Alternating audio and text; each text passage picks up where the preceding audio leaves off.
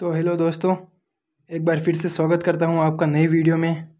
इस वीडियो में हम बात करेंगे अवचेतन मन की शक्ति किताब के छठे चैप्टर के बारे में, जिसका नाम है मानसिक उपचार की व्यवहारिक तकनीकें। जब कोई भी इंसान किसी भी चीज़ को बनाता है तो वह किसी जानी पहचानी तकनीक तथा आजमाई हुई योग्यताओं व तरीकों से समस्या को हल करता है। ये तकनीकें, योग्यताएं और तरीके सीखने पड़ते हैं। इसी तरह आपके जीवन को नियंत्रित और निर्देशित करने की भी कुछ जानी पहचानी तकनीकें, योग्यताएं और तरीके हैं। ये तरीके और तकनीकें मूलभूत हैं। अगर आप चाहते हैं कि आपके द्वारा की गई प्रार्थनाओं का जवाब मिले तो आपको सही तकनीकों और विधियों से शुरुआत करनी होगी। प्रार्थना का जवाब वैज्ञानिक तरीके से मिलता है, कुछ भी संयोग से नहीं होता है। यह व्यवस्था और नियम कायदे की दुनिया है। प्रार्थना का विश्लेषण करने पर पता चलता है कि इसकी कई विधियां और तकनीकें हैं। प्रार्थना किसी मनचाही चीज से जुड़े विचार का सूत्रीकरण है। प्रार्थना आत्मा की सच्ची मनोकामना है। यह आपकी सबसे गहरी ज़रूरतों से निकलती है और उन चीज़ों को साकार करती है जिन्हें आप जीवन में पाना चाहते हैं। वे लोग धन्य हैं जो धर्म परायणता के भूखे और प्यासे हैं, क्योंकि उन्हें भरपेट मिलता है। यही प्रार्थना की सच्ची प्रकृति है।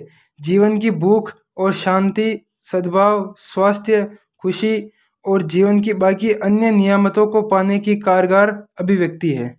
अब बात यह आती है कि चेतन से अवचेतन तक विचार पहुँचाएं कैसे। यह जान ले कि आपके इस ज़्यादा गहरे अवचेतन मन में असीमित बुद्धिमत्ता और असीमित शक्ति है। बस शांति से अपनी मनोकामना के बारे में सोचें। इसके साकार होने की तस्वीर इसी पल से देखना शुरू कर दें। उस व्यक्ति के बारे में सोचें जिसके बारे में मैंने पहले भी आपको बताया है, जिसे ट्यूमर था, लेकिन उसने अपनी मानसिक सोच ऐसी रखी कि उसे कोई भी बीमारी नहीं है, वो बिल्कुल स्वस्थ है, तो वह स्वस्थ हो गया था। बस इसी तकनीक को पूरी ईमानदारी और सहजता से करें। सच्ची प्रार्थना का विज्ञान और कला।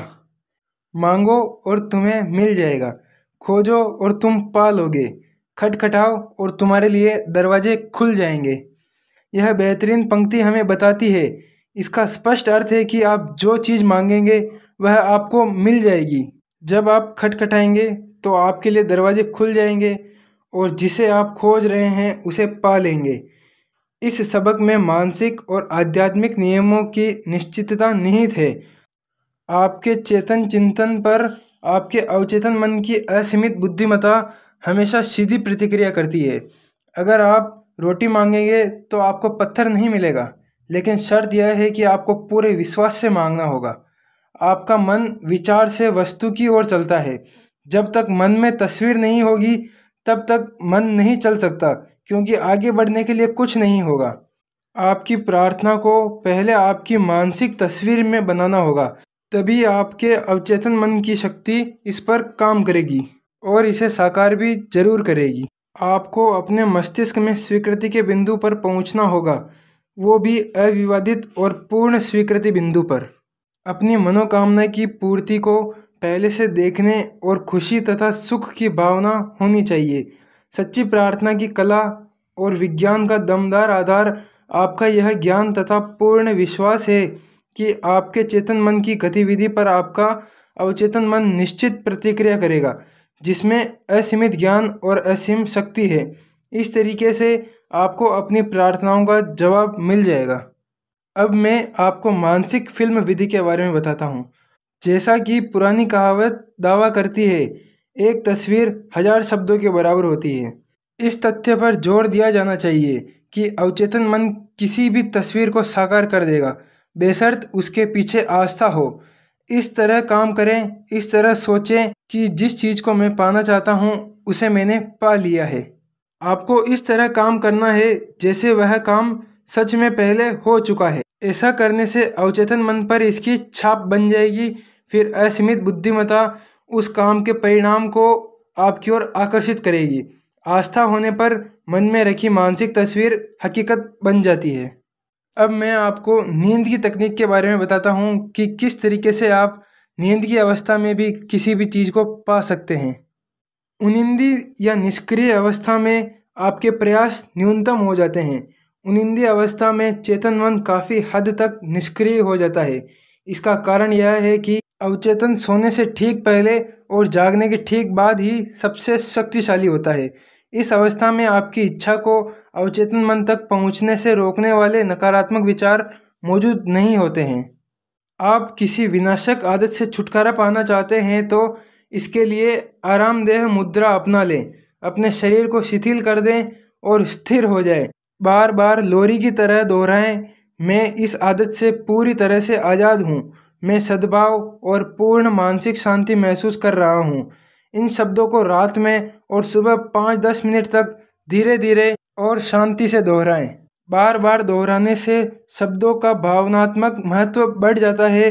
जब नकारात्मक आदत जोर मारे तो इस फॉर्मूले को दोहरा लें। इस तरीके से आप अपने अवचेतन मन को विचार दृढ़ता से स्वीकार करा सकते हैं और किसी भी तरह का कोई भी उपचार कर सकते हैं। अब वीडियो के अंत में मैं आपको कुछ ऐसे विचार बताने जा रहा हूँ जो आपको ज़रूर याद रखने चाहिए। मानसिक इंजीनियर बने और अधिक व्यापक तथा महान जीवन बनाने के लिए आजमाई हुई और सामयिक तकनीकों का प्रयोग करें। आपकी मनोकामना आपकी प्रार्थना है। इस समय अपनी मनोकामना पूरी होने की तस्वीर बनाएं और इसकी वास्तविकता महसूस करें। आपकी मनोकामना सचमुच पूरी हो जाएगी। मानसिक विज्ञान की अचूक मदद से चीज़ों को आसान तरीके से हासिल करने की इच्छा करें। प्रार्थना करते समय स्वयं पर किसी भी प्रकार का दबाव नहीं डालें। उनिंदी निष्क्रिय अवस्था में पहुंच जाएं और इस एहसास के साथ सोने जाएं कि आपकी प्रार्थना का जवाब आपको मिल रहा है। आप जो भी आदेश देते हैं और जिसे सच महसूस करते हैं वह सच हो जाता है। इसलिए हमेशा सद्भाव, सेहत और शांति के आदेश दें। अपनी मनोकामना की निश्चित उपलब्धि के पूर्वानुमान में खुशी और आराम अनुभव करें। आप अपने मस्तिष्क में जो तस्वीर रखें वह उन चीज़ों की होनी चाहिए जिनकी उम्मीद तो हो लेकिन प्रमाण नहीं हो। सकारात्मक घोषणा का मतलब यह है कि आपको नकारात्मक परिणाम भी मिल रहे हैं, फिर भी आप हमेशा सकारात्मक परिणाम के बारे में सोचते हैं तो आपको सकारात्मक परिणाम ही मिलेगा। दोस्तों, आज की वीडियो में बस इतना ही। मैं आपसे मिलता हूँ एक नए चैप्टर के साथ। मुझे पूरी आशा है कि आपको ये वीडियो पसंद आई होगी, तो वीडियो को लाइक करें और आपके इस चैनल को सब्सक्राइब करना ना भूलें।